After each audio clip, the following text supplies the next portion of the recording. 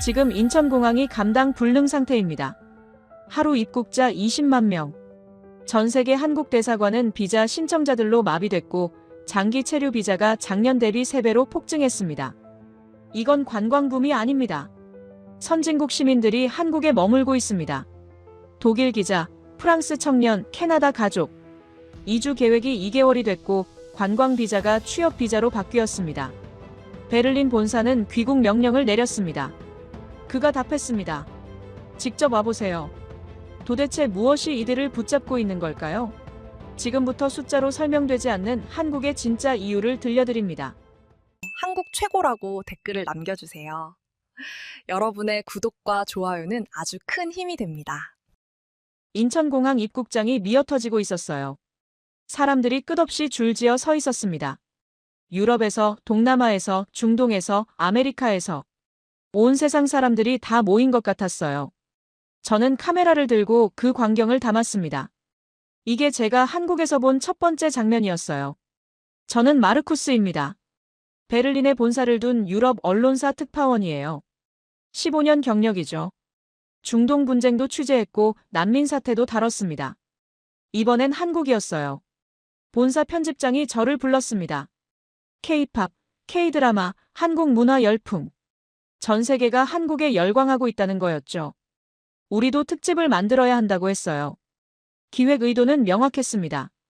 K 콘텐츠 열풍, 그 이면의 진실을 파헤치는 거였어요. 과연 건강한 문화 교류인가, 아니면 맹목적 추종인가? 균형 잡힌 시각으로 접근하되 비판적 관점도 놓치지 말라고 했죠. 취재 기간은 3주였습니다. 카메라맨 1명과 함께 서울행 비행기에 올랐어요. 11시간 비행 끝에 인천공항에 도착했습니다. 입국장으로 향하는데 사람들이 너무 많았어요. 평일 오전인데도 이렇게 붐빈다고요? 줄을 서며 주위를 둘러봤습니다. 대형 캐리어를 끄는 가족들, 배낭 하나만 맨 젊은이들, 정장 차림의 비즈니스맨들. 다양했어요. 카메라를 켰습니다. 주변 사람들에게 간단히 물어봤어요. 어디서 오셨나요? 한국엔 왜 오셨나요? 대답이 예상과 달랐습니다. 프랑스에서 온 젊은 여성은 어학연수라고 했어요. 6개월 계획이라고 했죠. 미국에서 온 부부는 자녀 교환학생 프로그램 때문이라고 했습니다. 호주에서 온 남성은 사업 때문이라고 했어요. K-팝 콘서트, 드라마 촬영지 투어. 아무도 그런 얘기를 안 했습니다. 저는 당황했어요. 분명 문화 열풍을 취재하러 왔는데 말이죠. 계속 물어봤습니다. 10명 중 한두 명만 관광이라고 답했어요. 나머지는 전부 장기 체류였습니다. 입국 심사를 기다리며 옆에 선 일본인 남성과 이야기를 나눴어요. 그는 3개월 비자를 받았다고 했습니다. 회사 파견이냐고 물으니 고개를 저었어요. 개인 사정이라고 했죠. 자세한 건 말하지 않았지만 표정이 진지했습니다. 휴가가 아니라는 건 확실했어요. 드디어 제 차례가 왔습니다. 입국 심사대를 지나며 직원에게 물었어요. 항상 이렇게 붐비냐고요. 직원이 피곤한 얼굴로 웃더군요. 요즘은 매일 이래요. 하루 입국자가 20만 명 넘을 때도 있거든요. 저는 깜짝 놀랐습니다. 20만 명이요? 직원이 고개를 끄덕였어요. 특히 장기 체류 비자 신청이 작년 대비 3배 늘었다고 했습니다. 3배요? 저는 그 숫자를 노트에 적었습니다. 뭔가 이상했어요. 문화 열풍이라면 단기 관광객이 늘어야 정상 아닌가요? 왜 장기 체류죠? 사람들이 한국에 머물고 싶어 한다는 뜻인데. 짐을 찾아 나왔습니다. 공항 로비도 사람들로 가득했어요. 카메라맨이 제 어깨를 툭 쳤습니다. 저기 좀 보세요. 그가 가리킨 곳에 한 가족이 있었어요. 부모와 아이 둘이었습니다. 캐리어가 5개나 됐어요. 명백히 이사짐이었죠. 호텔로 가는 리무진 버스에 앉았습니다. 창밖을 보며 생각했어요. 뭔가 틀어졌습니다.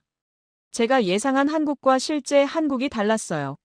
본사는 K-팝에 열광하는 외국인들을 기대했죠. 그런데 공항에서 본 사람들은 달랐습니다.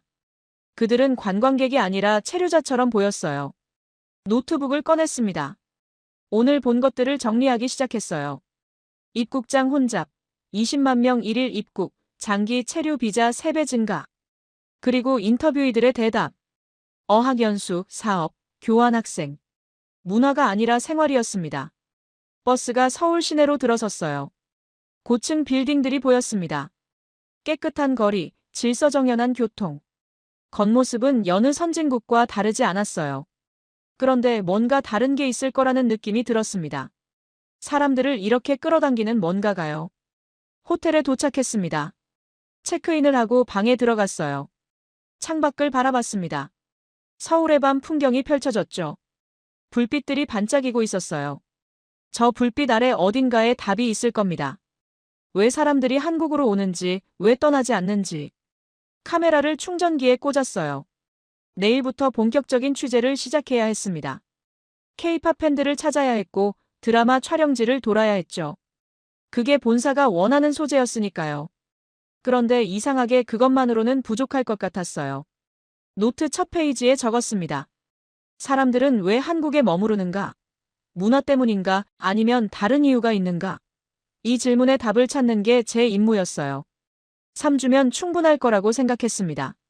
그때는 몰랐죠. 이 질문이 제 모든 걸 바꿔놓을 줄은요. 다음 날 아침 일찍 나섰습니다. 카메라맨과 함께 명동으로 향했어요.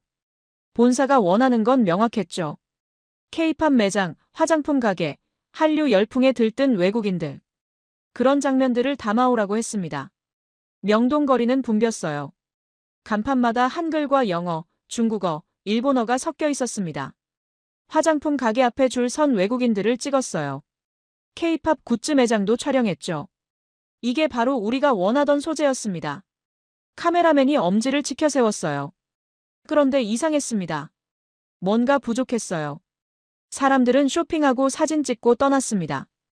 관광객들이었죠. 공항에서 본 사람들과는 달랐어요. 어제 만난 그 사람들은 머물려는 사람들이었는데 말이죠. 점심때가 됐습니다. 근처 식당에 들어갔어요. 카메라를 테이블 옆에 두고 메뉴를 봤습니다. 옆 테이블에 외국인 2명이 앉아 있었어요. 영어로 대화하고 있더군요. 귀가 쫑긋했습니다. 직업병이죠. 그들은 한국 생활에 대해 이야기하고 있었어요. 한 명이 말했습니다. 여기 산 지 6개월 됐는데 아직도 적응 중이라고요. 다른 한 명이 물었어요. 뭐가 제일 다르냐고.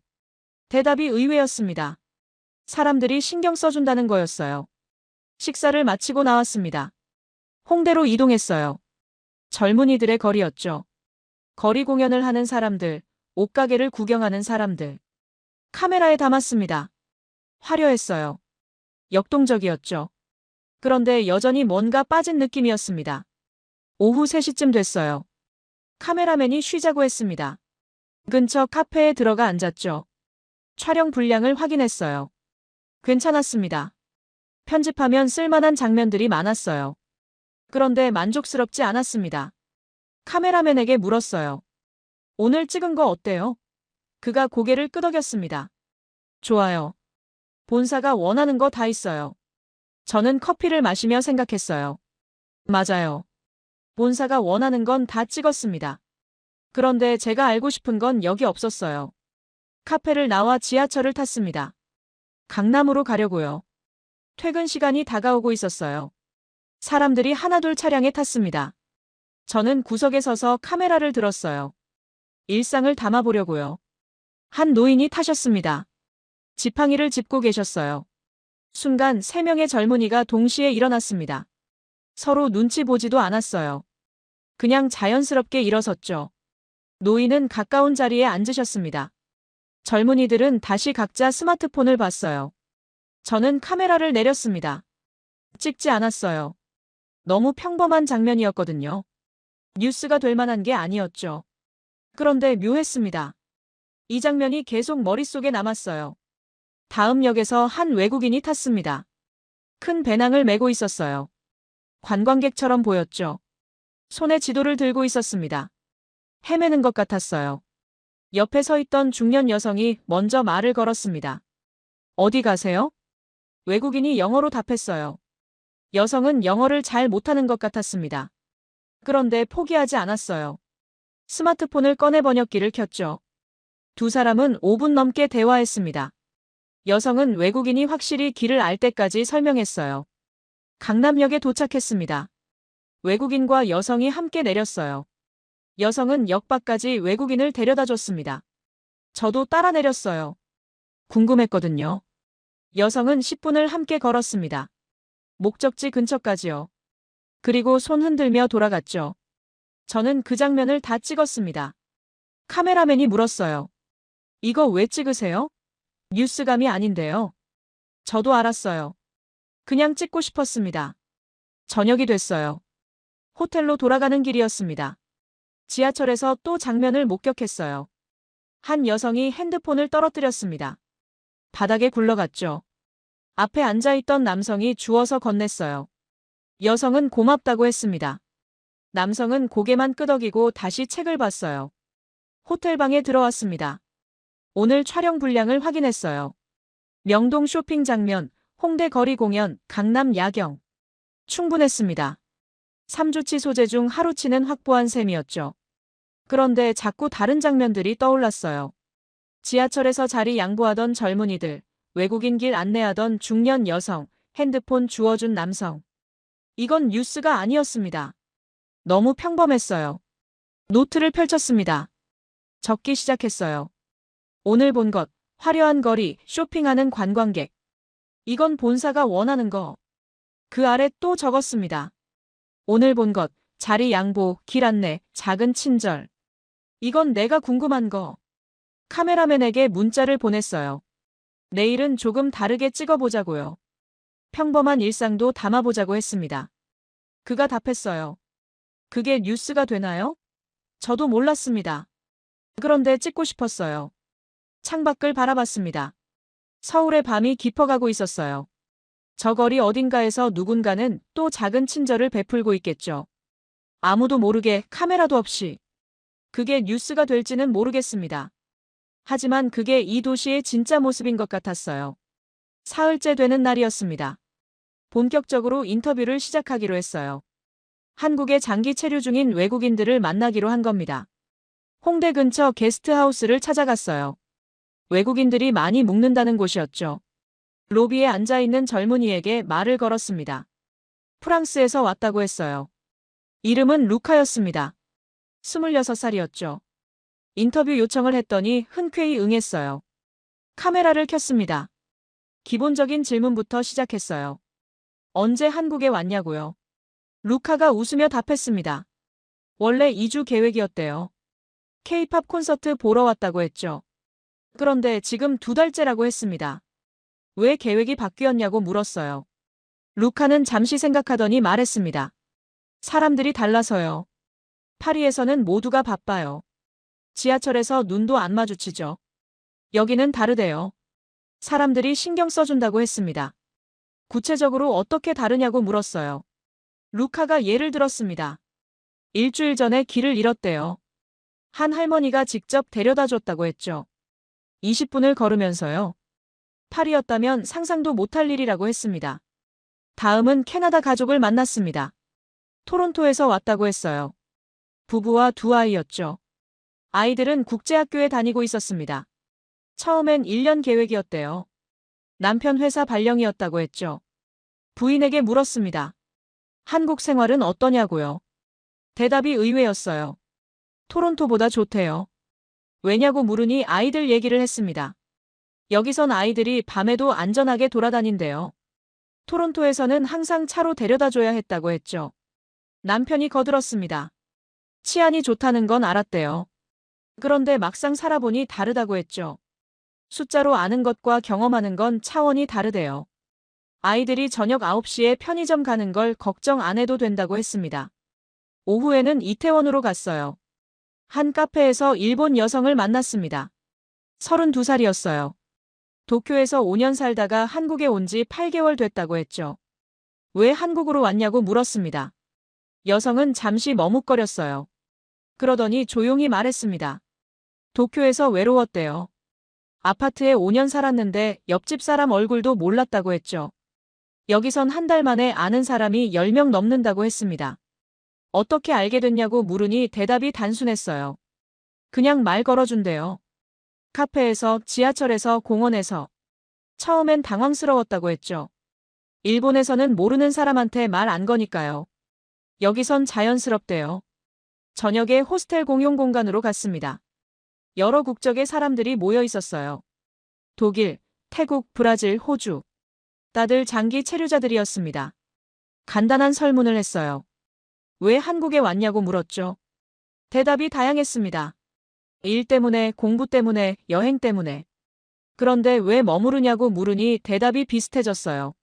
사람들 때문에요. 한 호주 청년이 말했습니다. 시드니에서는 이웃이 누군지 몰랐대요. 3년 살았는데도요. 여기선 2달 만에 동네 아저씨가 과일 주신대요. 그냥 지나가다가요. 태국 여성도 거들었어요.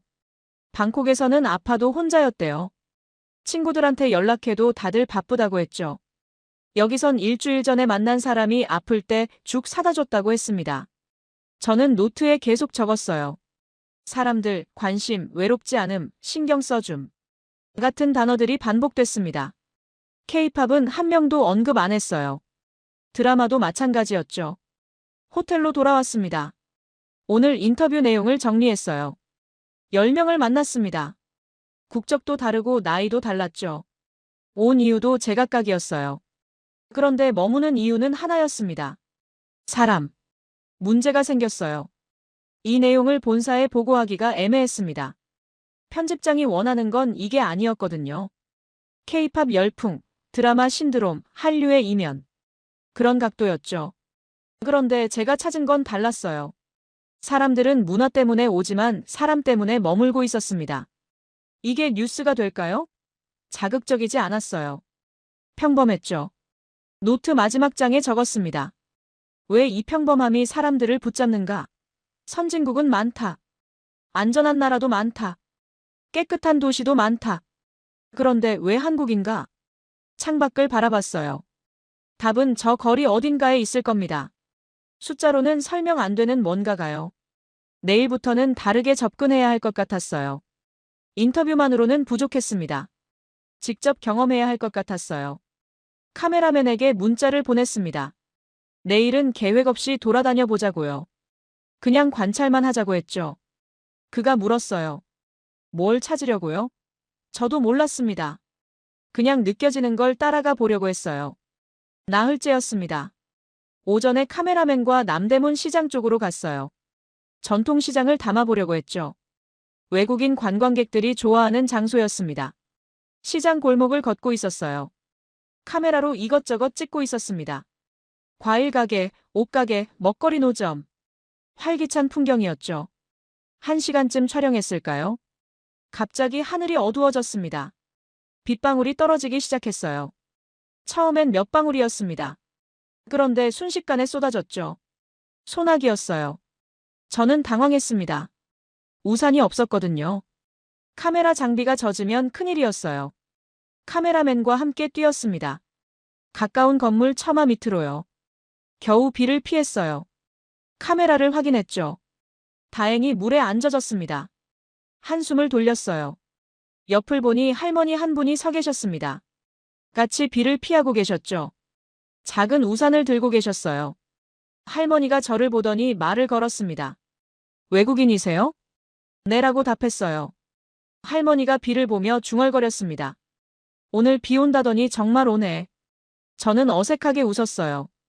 그냥 인사치레인 줄 알았죠. 그런데 할머니가 우산을 내밀었습니다. 이거 쓰세요. 저는 깜짝 놀랐어요. 아니에요, 괜찮습니다. 손사래를 쳤죠. 할머니는 고개를 저었어요. 카메라 젖으면 안 되잖아요. 정말 괜찮다고 했습니다. 할머니도 우산 필요하시잖아요. 할머니가 웃으며 말했어요. 나는 조금만 가면 돼. 그리고 우산을 제 손에 쥐어줬습니다. 저는 당황해서 뭐라 말하려 했어요. 그런데 할머니는 이미 비를 맞으며 걸어가고 계셨습니다. 작은 가방을 머리에 올리고요. 저는 얼떨결에 우산을 들고 서 있었어요. 할머니를 쫓아가려 했습니다. 우산을 돌려드려야 했죠. 몇 걸음 뛰었어요. 그런데 할머니는 이미 모퉁이를 돌아 사라졌습니다. 비가 너무 많이 와서 잘 보이지도 않았어요. 카메라맨이 말했습니다. 이상한 분이네요. 왜 우산을 주고 가세요? 저도 이해가 안 됐어요. 모르는 외국인한테 우산을 주다니요. 독일에서는 상상도 못할 일이었습니다. 우산을 보니 오래된 거였어요. 낡았지만 튼튼해 보였죠. 할머니가 오래 쓰신 것 같았습니다. 그런 우산을 그냥 주고 가셨어요. 마음이 무거웠습니다. 다음 날 같은 장소를 찾아갔어요. 우산을 돌려드려야 했으니까요.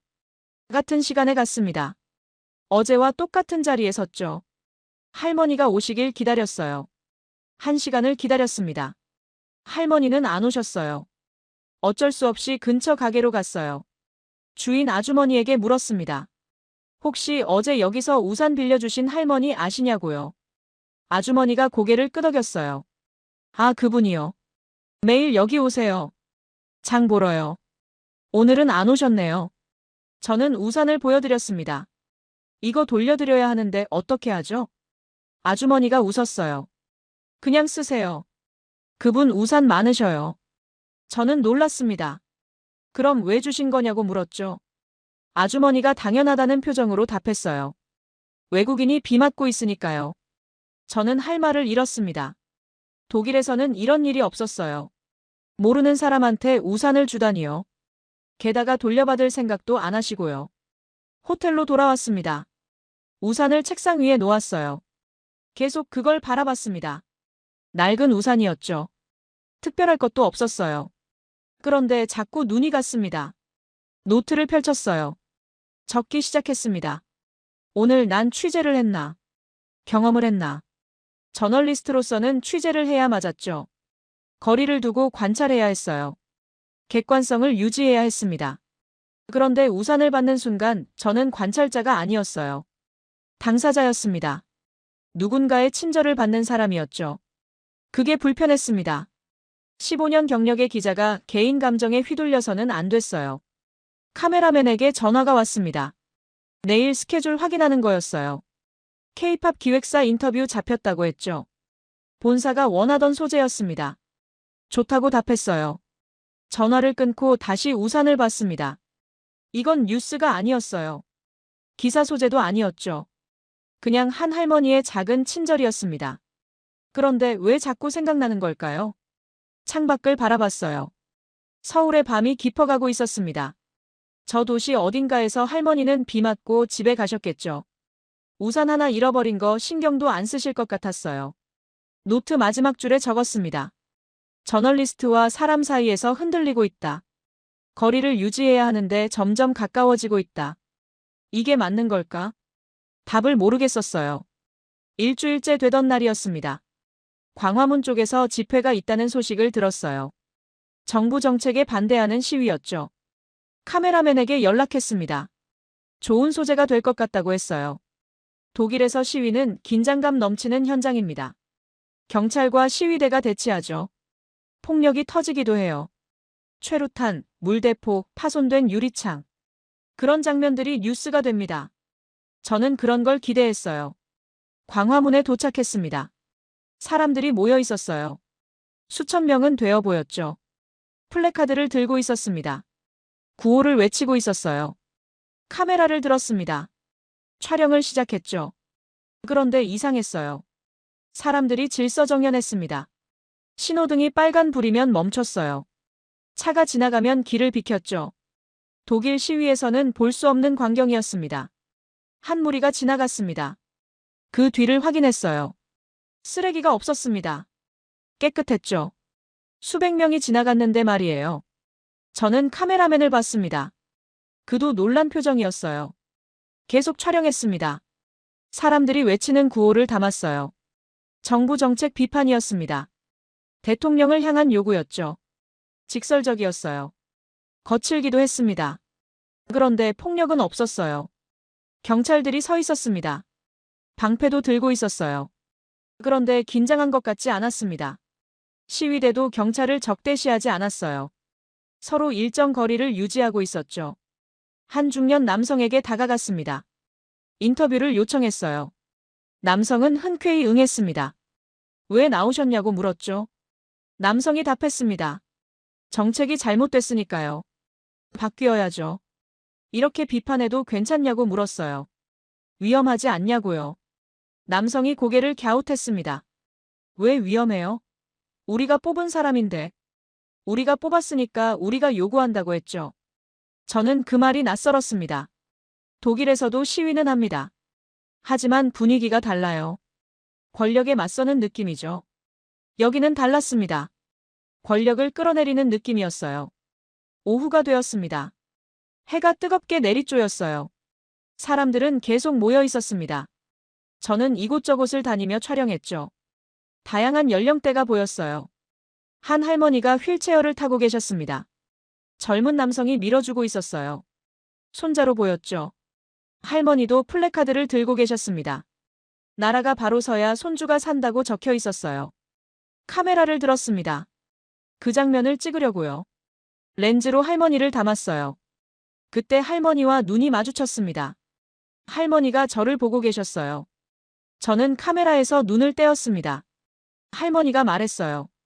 사진 찍으세요. 괜찮아요. 손주가 잘 살려면 나라가 바로 서야지. 목소리가 담담했습니다. 당연한 걸 말하는 것처럼요. 저는 천천히 카메라를 내렸습니다. 찍지 않았어요.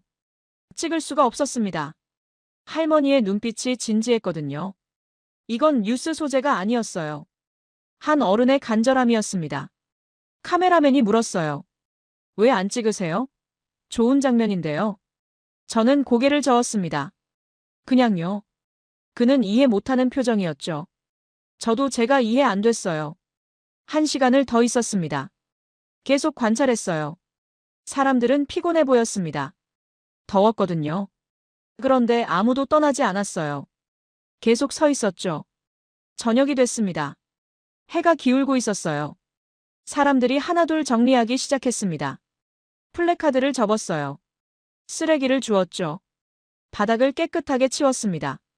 저는 그 모습을 봤습니다. 카메라는 들지 않았어요. 그냥 눈으로만 봤죠. 사람들은 조용히 흩어졌습니다. 마치 아무 일도 없었던 것처럼요. 카메라맨과 함께 지하철을 탔습니다. 그가 물었어요. 오늘 촬영분 괜찮죠? 저는 고개를 끄덕였습니다. 충분했어요. 편집하면 쓸만했죠. 그런데 마음 한구석이 불편했습니다. 오늘 제가 찍은 건 뭘까요? 시위 장면, 사람들, 플래카드. 그게 전부였어요. 정작 중요한 건 못 찍었습니다. 호텔에 돌아왔습니다. 노트를 펼쳤어요. 적기 시작했습니다. 오늘 카메라를 내려놓았다. 할머니 눈을 보는 순간 찍을 수가 없었다. 이건 카메라로 담을 수 있는 게 아니었다. 그제야 깨달았습니다. 제가 지금까지 뭘 하고 있었는지요. 저는 취재하고 있었어요. 관찰하고 기록하고 분석했죠. 그런데 이해하려고 하지 않았습니다. 3주 일정 중 2주가 지났어요. 본사에 보낼 소재는 어느 정도 모았습니다. K-팝 매장, 관광객들, 거리 풍경. 편집하면 괜찮은 영상이 나올 거예요. 그런데 뭔가 빠졌습니다. 진짜 이야기가 없었어요. 사람들이 왜 한국에 머무는지, 할머니가 왜 더운 날 휠체어 타고 나왔는지. 그건 렌즈에 담기지 않았습니다. 창밖을 바라봤어요. 광화문 쪽 하늘이 보였습니다. 몇 시간 전까지 수천 명이 모여 있었던 곳이죠. 지금은 조용할 겁니다. 내일 아침이면 평범한 거리로 돌아가겠죠. 노트 마지막 줄에 적었습니다. 이제 카메라를 내려놓아야 할 것 같다. 취재가 아니라 이해하고 싶다. 그래야 진짜 이야기를 찾을 수 있을 것 같다. 열흘째 되던 날 아침이었습니다. 편집장에게서 전화가 왔어요. 베를린에서 걸려온 거였죠. 시간을 확인했습니다.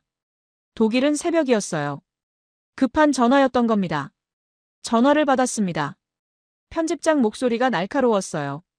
마르쿠스 진척이 없어. 보내온 자료 봤는데 쓸만한 게 없더군. 저는 당황했습니다. 충분히 보냈다고 생각했거든요. 편집장이 계속 말했어요. 쇼핑하는 관광객, 깨끗한 거리, 질서정연한 시위. 이게 뭐야?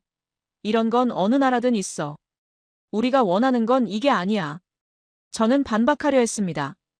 그런데 말이 안 나왔어요. 편집장의 말이 이어졌습니다. 각도를 바꿔. K-팝 중독자들을 찾아봐. 환상에 빠진 외국인들 말이야. 한국에 와서 실망한 사람들도 있을 거 아니야. 그런 사람들을 인터뷰해. 저는 입을 열었습니다. 그런 사람들을 못 찾았어요. 편집장이 웃었어요. 비웃는 것 같았죠. 못 찾았다고? 안 찾으려 했겠지. 마르쿠스, 자네 15년 경력이잖아. 원하는 소재 못 찾을 리 없어. 할 말이 없었습니다. 맞았어요. 찾으려 했으면 찾았을 겁니다. 실망한 사람도 있었겠죠. 불만 있는 사람도 있었을 거예요. 그런데 저는 안 찾았습니다. 찾고 싶지 않았어요. 편집장이 말했습니다. 자극적이어야 해. 사람들이 클릭할 만한 거 말이야. 한국의 어두운 면을 보여줘. 경쟁 사회, 높은 자살률, 그런 것들 있잖아. 그걸 파고들라고. 저는 천천히 말했습니다. 그게 아닙니다. 여기는 그렇게 단순하지 않아요. 편집장이 한숨을 쉬었어요. 뭐가 그렇게 단순하지 않아? 좋은 면만 보려고 하는 거 아니야? 아니에요. 저는 목소리를 높였습니다.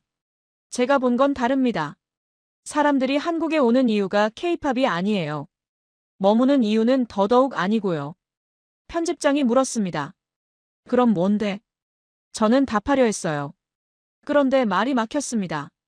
어떻게 설명해야 할까요? 지하철에서 본 장면들, 할머니가 준 우산, 광화문 시위의 질서. 이걸 어떻게 말로 설명하죠? 편집장이 말했습니다. 뭐라고 말로 설명 못하잖아. 자네가 혼란스러운 거야. 객관성을 잃었어. 너무 가까이 갔다고. 저는 부정하고 싶었어요. 그런데 할 수 없었습니다. 맞았으니까요. 일주일 더 주세요. 제가 말했습니다. 제대로 취재하고 싶어요. 편집장이 짧게 답했어요. 3주면 충분해. 이미 예산 초과야. 다음 주까지 귀국해. 그게 아니라고요. 저는 다급하게 말했습니다. 제가 뭔가 놓치고 있어요. 중요한 걸요. 일주일만 더 있으면 찾을 수 있을 것 같아요. 편집장이 물었습니다. 뭘 찾는데? 저는 대답 못했어요. 뭘 찾는지 몰랐거든요. 그냥 느낌이었습니다. 여기 뭔가 있다는 느낌. 숫자로 설명 안 되는 뭔가가요. 편집장이 한숨을 쉬었습니다. 마르쿠스, 자네 피곤한가 봐. 너무 오래 있었어. 귀국해서 정리하게. 이미 소재는 충분해. 저는 고개를 저었어요. 전화로는 안 보이지만요. 충분하지 않아요. 저는 말했습니다. 제가 보낸 자료는 겉모습이에요. 진짜 이야기가 아니에요. 편집장 목소리가 차가워졌습니다. 우리는 진짜 이야기를 원하는 게 아니야. 팔릴 만한 이야기를 원해. 그 말에 저는 할 말을 잃었습니다. 편집장이 계속 말했어요. 주말까지 생각해봐. 월요일까지 최종 답 주게. 그리고 전화를 끊었습니다. 저는 한참 동안 핸드폰을 들고 있었어요. 편집장 말이 맞았습니다. 저는 객관성을 잃었어요. 15년 경력 동안 이런 적이 없었죠. 항상 거리를 유지했습니다. 관찰자로 남았어요. 그런데 지금은 달랐습니다. 저는 이미 안으로 들어와 있었어요. 우산을 받았고 할머니 눈을 받고 사람들의 친절을 경험했죠. 관찰자가 아니라 당사자가 되어 있었습니다. 카메라를 봤습니다. 책상 위에 놓여 있었어요. 저는 그걸 가방에 넣지 않았습니다. 대신 노트만 챙겼죠. 오늘은 카메라 없이 나가기로 했습니다. 호텔을 나섰어요. 어디로 갈지 정하지 않았습니다. 그냥 걸었어요. 카메라가 없으니 가벼웠습니다. 렌즈로 보지 않고 눈으로 봤죠. 지하철을 탔습니다. 사람들이 보였어요. 출근하는 직장인들, 등교하는 학생들. 평범한 아침이었습니다. 그런데 이상하게 다르게 보였어요. 카메라 없이 보니까요. 한 역에 내렸습니다. 이유 없이요. 그냥 내리고 싶었어요. 계단을 올라 거리로 나왔습니다. 어디인지도 몰랐어요. 그냥 걸었습니다. 노트에 적었습니다. 편집장은 팔릴 만한 이야기를 원한다. 나는 진짜 이야기를 찾고 싶다. 이 둘은 다른 건가? 같을 수는 없는 건가? 답을 몰랐습니다. 그런데 한 가지는 확실했어요. 저는 이제 카메라 뒤에 숨고 싶지 않았습니다. 직접 경험하고 싶었어요. 그래야 이해할 수 있을 것 같았습니다. 그날 오후였습니다. 카메라 없이 지하철을 탔어요. 2호선이었죠. 어디로 가는지도 몰랐습니다. 그냥 타고 있었어요. 창밖을 보며 생각에 잠겨 있었습니다. 강남역 근처였던 것 같아요. 갑자기 한 남성이 휘청거렸습니다. 그리고 쓰러졌어요. 쿵 소리가 났죠. 저는 얼어붙었습니다. 독일에서라면 어떻게 했을까요? 먼저 뒤로 물러섰을 겁니다. 책임 문제가 있으니까요. 그런데 여기는 달랐어요. 사람들이 즉시 움직였습니다. 한 젊은 남성이 뛰어갔어요. 자기 가방을 벗어 쓰러진 사람 머리 밑에 받쳤습니다. 옆에 있던 여성은 핸드폰을 꺼냈어요. 119에 전화하고 있었죠. 또 다른 남성이 사람들을 뒤로 물렸습니다. 공간을 확보하는 거였어요. 모두 10초도 안 걸렸습니다. 저는 그 장면을 멍하니 봤어요. 아무도 망설이지 않았습니다. 저도 핸드폰을 꺼냈습니다. 119에 전화하려고요. 그런데 이미 누군가 하고 있었어요. 제가 할 일이 없었습니다. 그냥 서서 봤죠. 가방을 받친 남성이 쓰러진 사람에게 말했어요. 괜찮으세요? 구급차 오고 있어요. 목소리가 침착했습니다. 쓰러진 분은 의식이 있었는지 고개를 끄덕였어요. 5분쯤 지났을까요?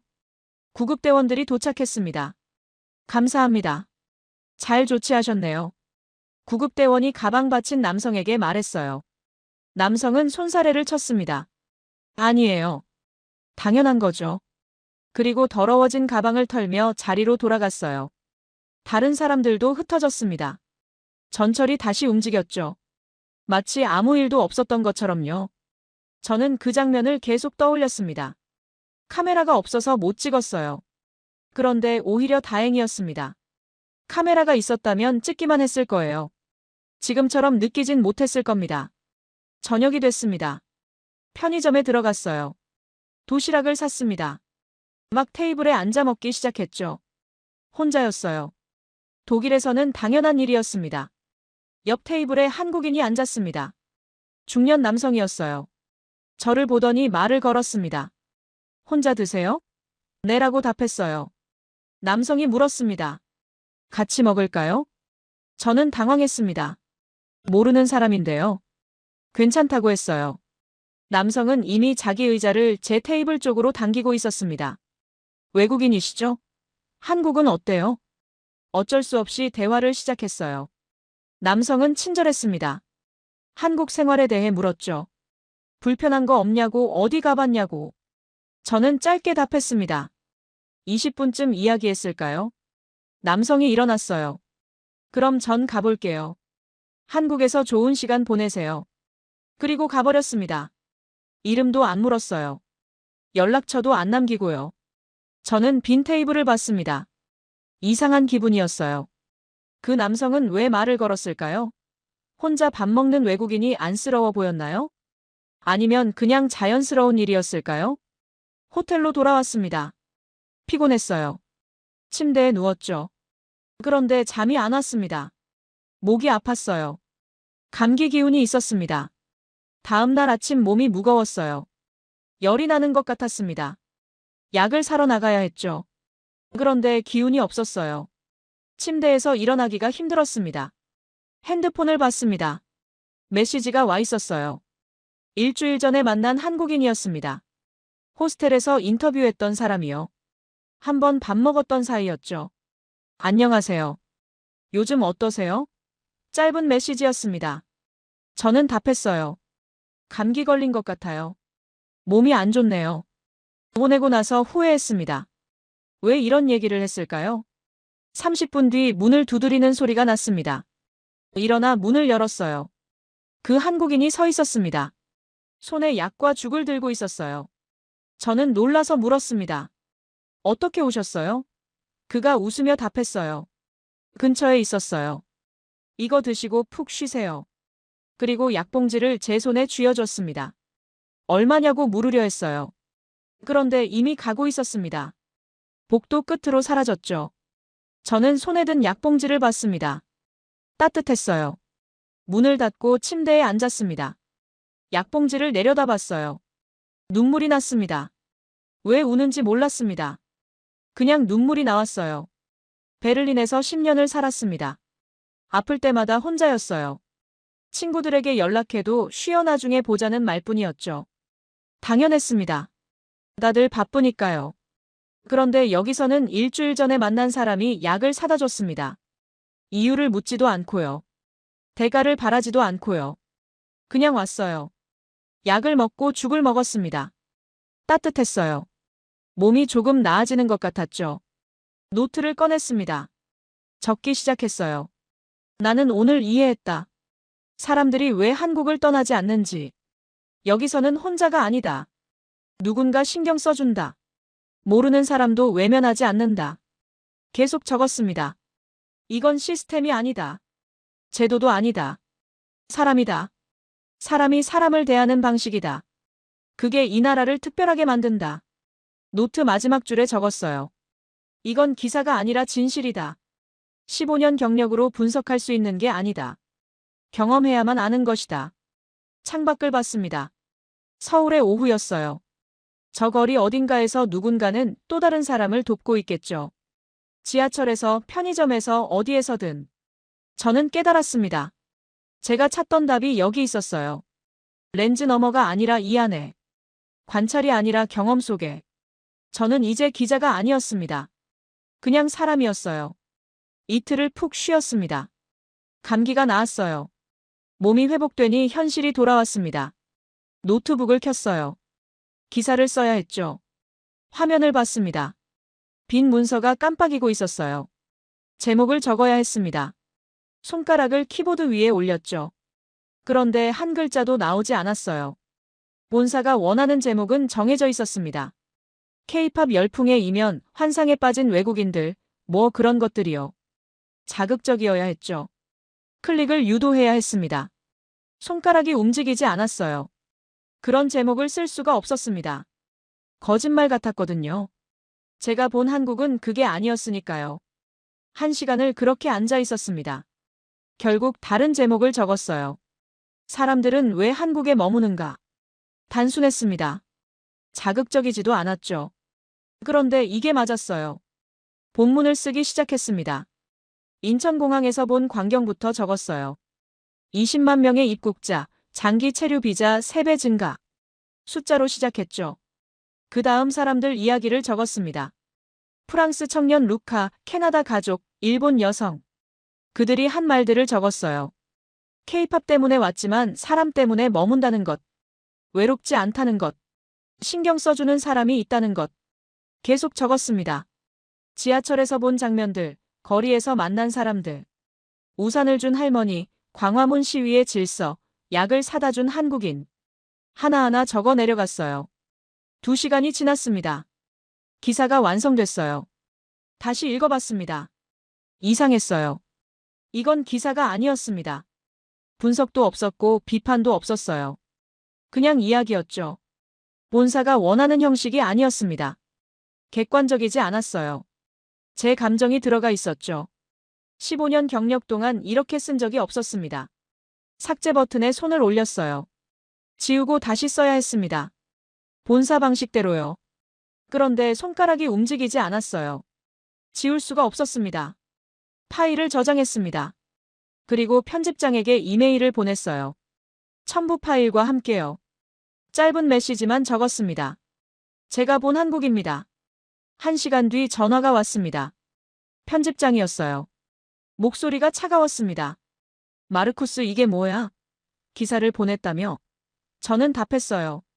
네, 보냈습니다. 편집장이 말했습니다. 이건 기사가 아니야. 에세이잖아. 개인 감상문이라고. 우리가 원한 건 분석이야. 비판적 시각이고. 이건 그냥 찬양이잖아. 찬양이 아닙니다. 저는 조용히 말했어요. 제가 본 걸 쓴 거예요. 편집장이 한숨을 쉬었습니다. 그게 문제야.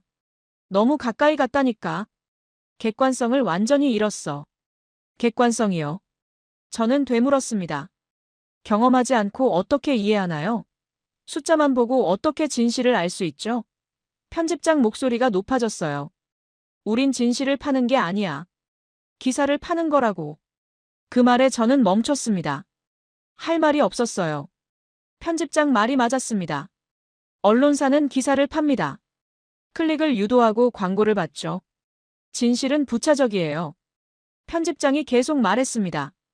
다시 써. 우리 방식대로. 아니면 다른 사람한테 맡기겠어. 자네는 귀국하고. 저는 천천히 답했어요. 다시 못 씁니다. 뭐라고? 편집장이 물었습니다. 저는 반복했어요. 다시 쓸 수 없어요. 이게 제가 본 전부예요. 이게 진실이고요. 편집장이 비웃었습니다. 진실? 자네가 보고 싶었던 것만 본 거잖아. 아니요. 저는 고개를 저었습니다. 전화로는 안 보이지만요. 처음엔 저도 본사가 원하는 걸 찾으려 했어요. 그런데 없었습니다. 사람들은 환상에 빠지지 않았어요. 오히려 현실을 봤죠. 편집장이 물었습니다. 언제 돌아올 건데? 저는 잠시 망설였어요. 그리고 답했습니다. 아직 취재가 안 끝났습니다. 일주일만 더 주세요. 편집장 목소리가 차가워졌어요. 예산 없어. 지금 귀국해. 아니면 개인 경비로 있든지. 회사는 더 이상 지원 안 해. 알았습니다. 저는 답했어요. 개인 경비로 있겠습니다. 전화가 끊겼습니다. 저는 한참 핸드폰을 들고 있었어요. 방금 제가 뭐라고 한 거죠? 개인 경비로 있겠다고요? 15년 경력을 걸고요? 창밖을 바라봤습니다. 서울의 오후였어요. 사람들이 거리를 걷고 있었습니다. 평범한 모습들이었죠. 그 평범함 속에 특별함이 있었어요. 노트 마지막 장을 펼쳤습니다. 적기 시작했어요. 나는 답을 찾았다. 사람들은 케이팝 때문에 온다. 드라마 때문에 온다. 하지만 사람 때문에 머문다. 계속 적었습니다. 한국의 진짜 경쟁력은 기술이 아니다. 시스템도 아니다. 사람이 사람을 대하는 방식이다.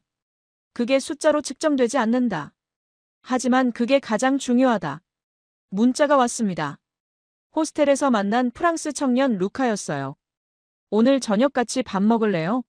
저는 답장했습니다. 좋아요. 그리고 물었어요. 너 언제 프랑스 돌아가? 루카의 답장이 왔습니다. 글쎄요. 나도 모르겠어요. 원래 이번 주였는데. 비행기표를 미뤘어요. 저는 웃었습니다. 이해했거든요. 노트북을 닫았어요. 기사는 보내지 못했습니다. 본사가 원하는 방식으로는요. 그런데 괜찮았어요. 진실은 썼으니까요. 호텔방을 나섰습니다. 루카를 만나러 가는 길이었어요. 지하철을 탔죠. 사람들이 보였습니다. 이제 낯설지 않았어요. 이곳이 편안했습니다. 저는 깨달았습니다. 제가 한국에 온 지 2주가 지났어요. 원래 계획은 3주였죠. 그런데 이제 떠나고 싶지 않았습니다. 루카처럼 비행기표를 미루고 싶었어요. 왜일까요? 답은 간단했습니다. 여기서는 혼자가 아니었으니까요. 누군가 신경 써줬으니까요. 기자가 아니라 사람으로 대해줬으니까요.